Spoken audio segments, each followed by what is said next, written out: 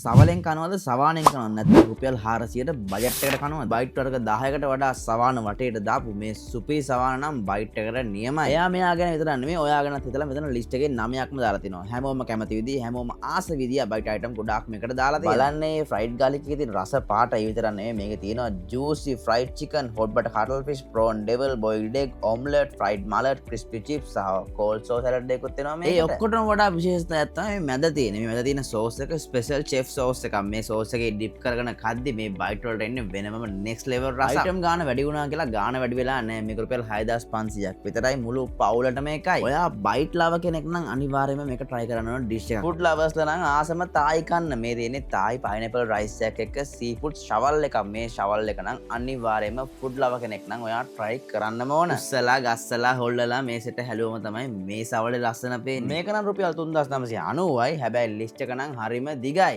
කකුලුව දැල්ලෝ ඉස්සෝ මාළු විතරක් නෙමෙයි මේකට හම්බෙනවා හොඳ ෆ්‍රයිඩ් ඩෙක් එකකුත්. මේ රයිස් එක තමයි ස්පෙෂල්. මේක තායි පයිනැපල් රයිස් එකක්. දාන්නට මලකට බර්ත්ඩේ පාටියට පොඩි ෆන්ක්ෂන් එකට ගෙදර තියෙන ඕනම ඔකේෂන් එකට ගැලපෙන විදිහේ බජට් පැක් එකක් තමයි මේක. මිනිමම් ක්වොන්ටිටි එක 25ක් විතරක් ඕඩර් කරන්න ඕනේ. මේක රුපියල් 400ක් විතරයි වෙන්නේ. වර්ග තුනක් තියෙනවා. එකක් තමයි ඩෙවිල් එග් තියෙනවා, බටර් චිකන් තියෙනවා, ගාලික් ෆිෂ් තියෙනවා. මේ කැමති තුනෙන් එකක් ඔයාලට ඕඩර් කරනවා. මේක රුපියල් 400ක් විතරයි වෙන්නේ. කැමති වෙන්න ඕනේ නෑ ෆලෝ කරන්න. ඔයා නිකමට ඔක ටච් කරලා යන්න.